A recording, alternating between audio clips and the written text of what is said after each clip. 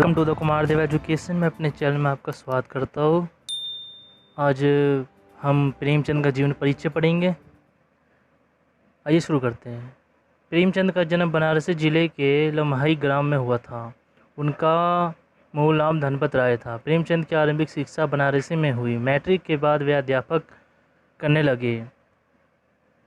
स्वाध्याय के रूप में ही उन्हें BA तक शिक्षा ग्रहण की। असहयोग आंदोलन के दौरान उन्हें सरकारी नौकरी से त्यागपत्र दे दिया और पूरी तरह लेखन कार्य में के प्रति समर्पित हो गए।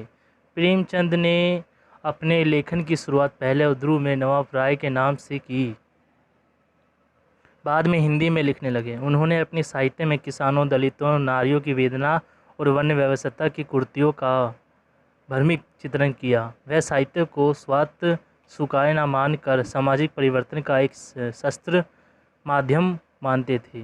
वे एक ऐसे साहित्यकार थे जो समाज की वास्तविक स्थिति को पैनी दृष्टि से देखने की शक्ति रखते थे। उन्होंने समाज सुधार और राष्ट्रीय भावना से ओतप्रोत अनेक उपन्यासों एवं कहानियों की रचना की। कथा संगठन, चरित्र चित्रण, कथोपन आदि की दृष्टि से उनकी रचनाएं बेजोड़ है। उनकी भाषा बहुत सजीव, मुहावरेदार और बोलचाल के निकट है।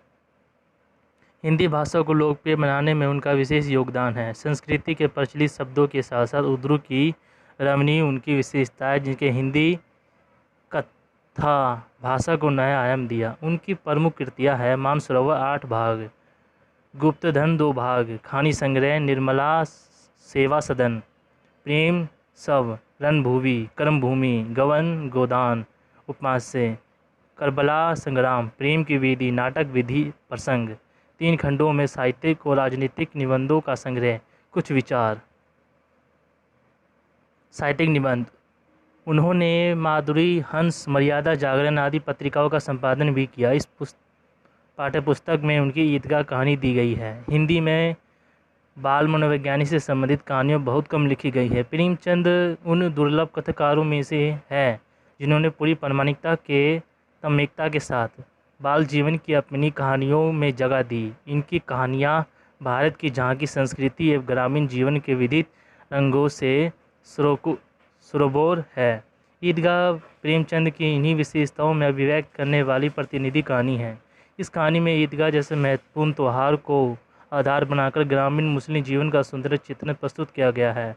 हामिद का चरित्र हमें बताता है कि यह भाव उम्र से पहले बच्चों में कैसे बड़ों जैसी समझदारी पैदा कर देता है। मेले में हामिद अपनी हर जगह पर संयम रखने में विजय होता है।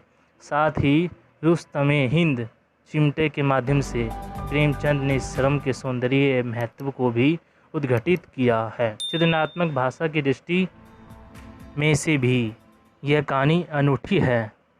बच्चों, इसके कुछ कठिन शब्द पर नज़र डाल लेते हैं। बला, कष्ट, अपित, बहुत कष्ट देने वाली वस्तु।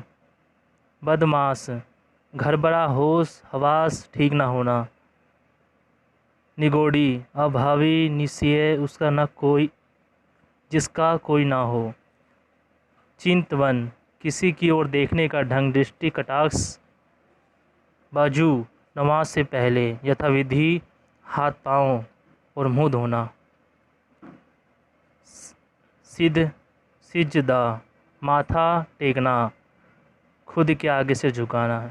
हिडौना, झूला पालन। मशक, पेड़ या बकरी की खाल को सीकर बनाया गया थैला जिसे भिजती पानी ढोते हैं। अचकच, लंबा कालीदार अगर रेखा जिसमें पहले गरिबा से कमर लपटी तक अर्ध चंद्रकार बंद करते थे, अब सीधे बटन दबाते हैं। नेमत, बहुत बढ़िया। ज़बरदस्त, सहन करना। जबत, सहन करना। दमन, पालतू आचरण।